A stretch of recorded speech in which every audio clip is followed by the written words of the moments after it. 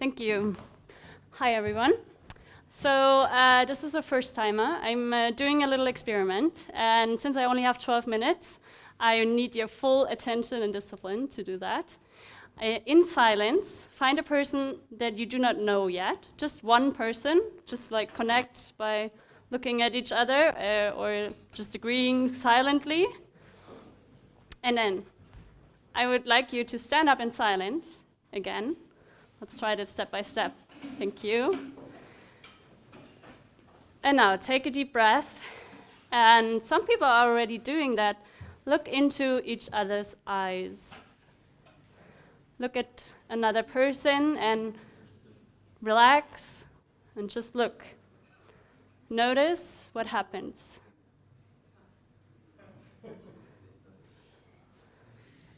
And it's hard. For some, it's funny. Just let it pass. Keep breathing. Notice what happens inside of you. And notice what happens with the other person.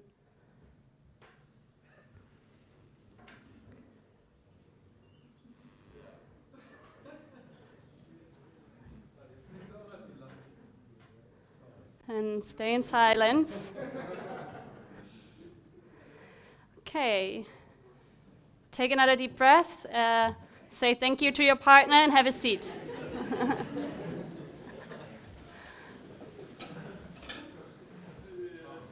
Felt awkward?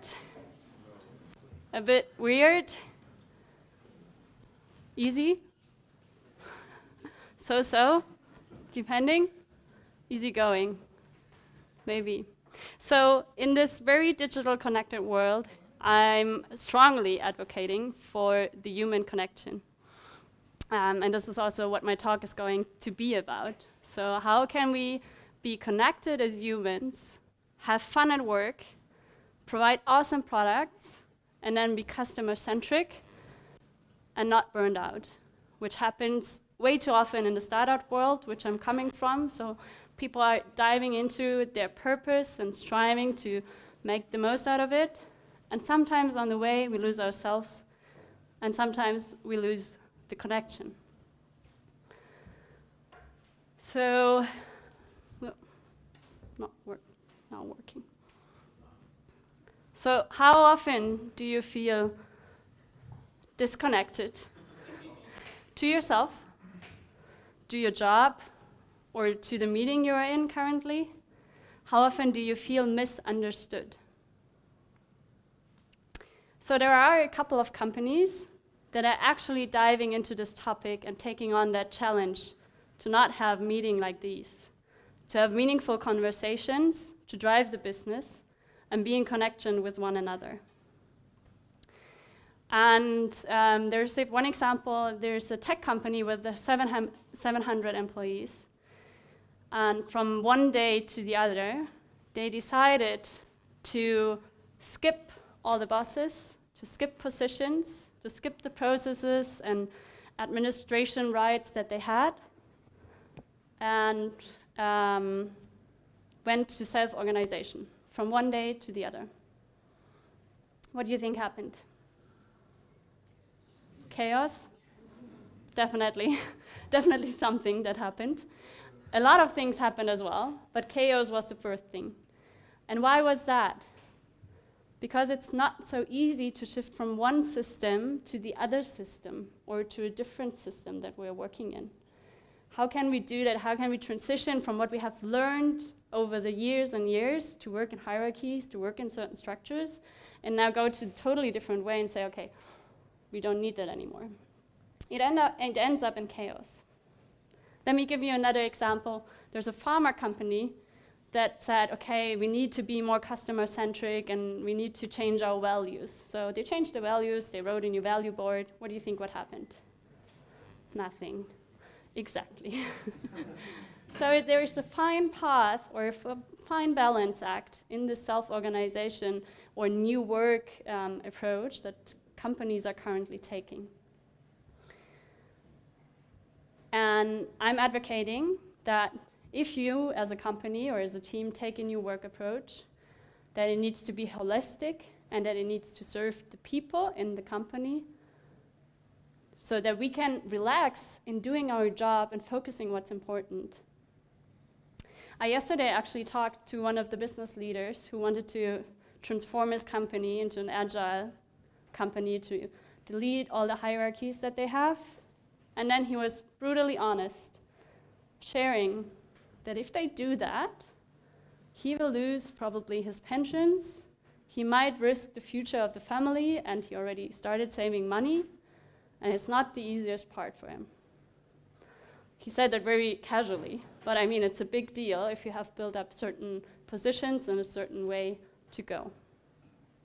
So besides structures and processes that are important in a self-organized organization, I'm looking at guiding principles that make it easier for us. One of them is putting the wisdom in front of the ego.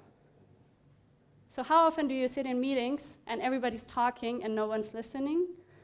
Or where you know, okay, this is just somebody's speaking and speaking just to make his or her point at that part. So how can we do that to put our ego aside and listen deeper what we have to bring to the world? So that's something I'm experimenting with. And there's another company that I work with that started to change also their self-organization, and they went to the other extreme. So they did all the self-organization, and then what they did is, but now we have to have a rule and a structure and a process for everything we do.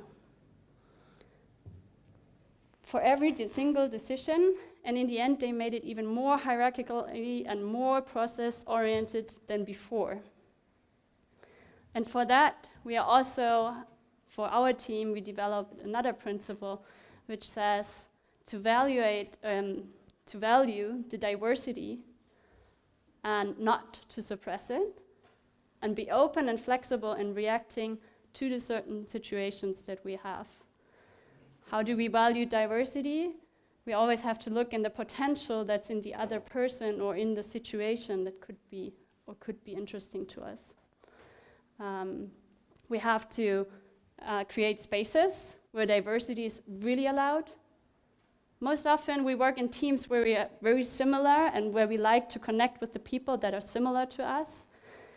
And this is something to explore if we want to go deeper into self-organization and do the balancing act of finding our way. So how do we connect to ourselves better and to connect to one another? By listening deeper, by asking curious questions, and by allowing ourselves to make failures as well. You know, to be radically honest in what we do and do not do, and what we can and cannot do.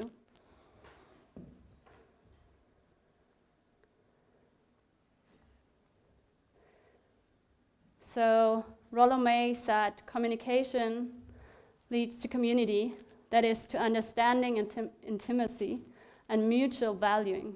And I believe that if we value each other as persons, we can work better together. There's a study, and we visited teams in China, startup teams, that actually took a month of just connecting and communicating with each other. What am I afraid of if this goes wrong? What is my biggest dream that I'm aching for? And from the outside, it seems like a waste of time, really intense, very slow.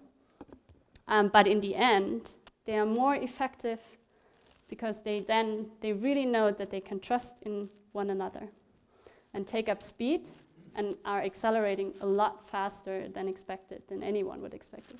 And it's also something that investors start to invest into. If investors are investing, they look for a team that has a high level of psychological safety and a high level of trust. So I would like to work in not a world where work is like a mild illness, right? Where we accept that things are as they are, but in a world where we really do what we want to do. I'm doing that, and I hope you guys are doing that even more. And I know I sometimes sound like a philosopher or like a dreamer, and I do see places where it actually happens. I lost my point now. And my microphone, that's good. Yeah, I think I'll leave you with that because I cannot find my point anymore. Thank you.